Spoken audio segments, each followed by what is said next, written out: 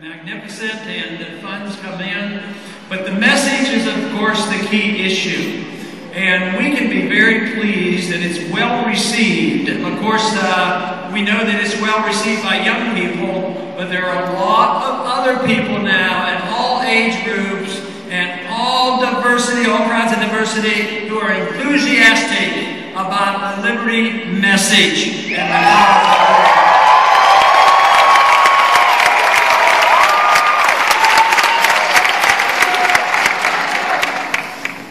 People have changed a lot in the last 4 years. We had a campaign 4 years ago. It was, as far as I was concerned, very successful.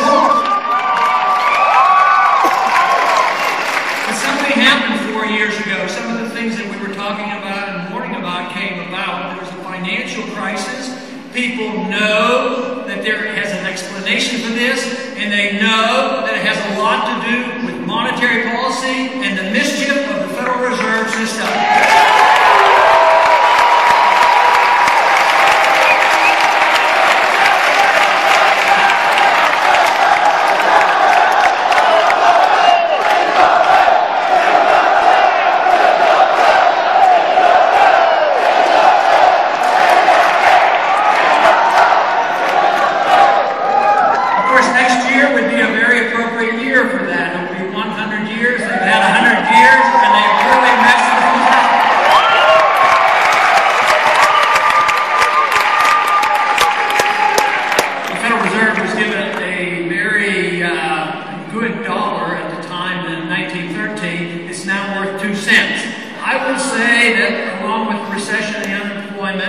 And the rising prices that they have come in with an F grade, they have failed, so it is time to look to something very not complex on what to do. Why don't we just look to the Constitution and find out that gold and silver is supposed to be legal tender? That's all we do.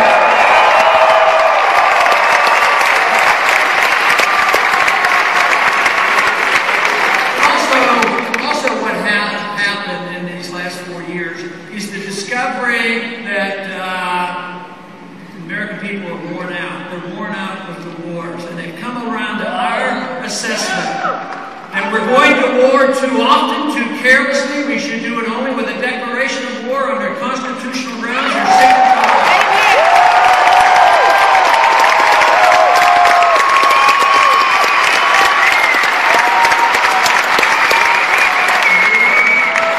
War is a drain. War is always an economic drain. Some people try to teach us in our schools that depressions and recessions are ended by going to war.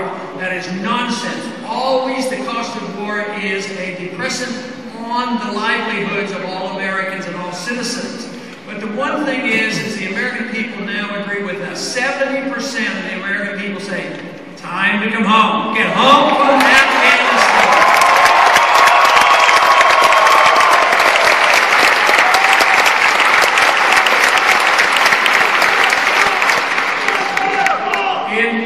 Instead of the Republican Party, the other candidates offering a solution that is even close to ours, they were competing to try to who is the most critical of Obama and who could advocate going into another war the most. We don't need another war. We don't need to go into Syria or into Iraq.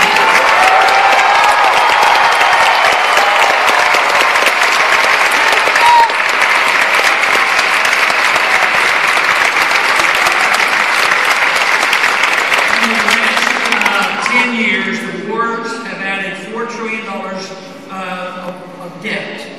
Our deficit has gone up that much in the last 10 years. Just think how much richer this country would be if we had not spent that money on wars that are not being won, and we don't even know why we're there. We don't know what the purpose is, and it doesn't provide for strong national defense, and of course they're not constitutional wars.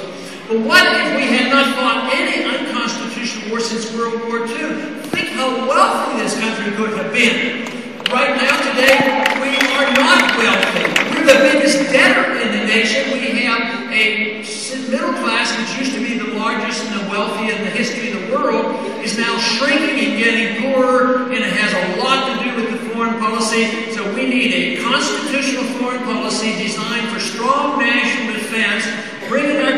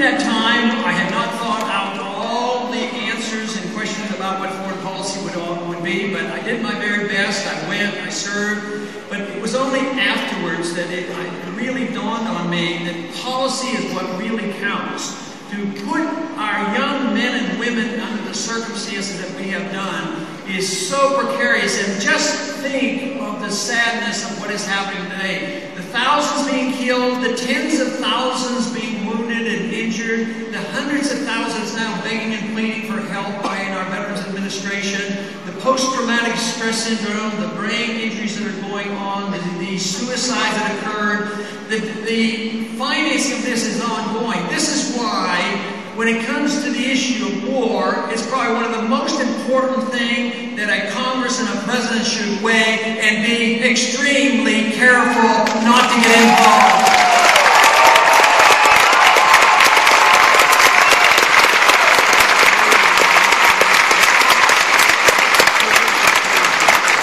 In 1998, our policies changed. Our policy at that time changed to that of getting rid of Saddam Hussein. Even though he had been an ally of ours for many years, and we tolerated all his shenanigans, but in 1998 said we have to get rid of Saddam Hussein. But they didn't have enough, they weren't able to get enough support for this and get the people behind it. But guess what happened? After 9/11, the support came. Remember all the stories we were told, the nuclear weapons he had, the weapons of mass destruction, the Al-Qaeda being in there? It wasn't true. So, of course, then the big argument was that we had to go to war. I was on the international relations, and I thought, now I have a different responsibility. So I could tell, obviously, the war propaganda was marching us off to war. So what I offered to the committee was, look, I don't want to go to war. I'm not going to vote for this authorization where you say the president can do whatever he wants. If you want to go to war, do it the right way. Declare the war and make sure people are on record for it.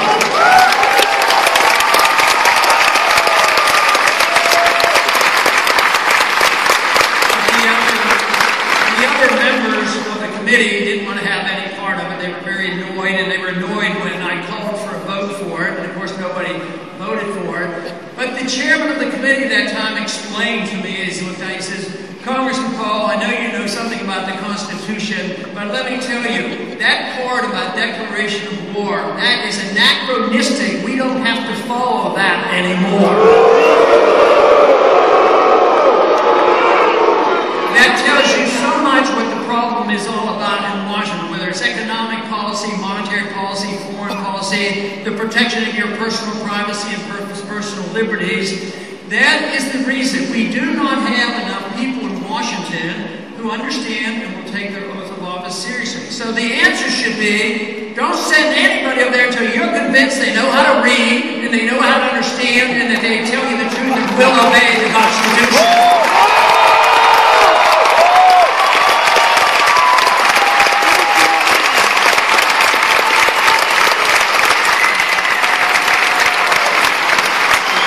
This certainly would take care of the monetary issue. The Declaration of War in Article 1, Section 8 is very clear. It spells out exactly what things we're allowed to do. We do need a whole lot of re-education on the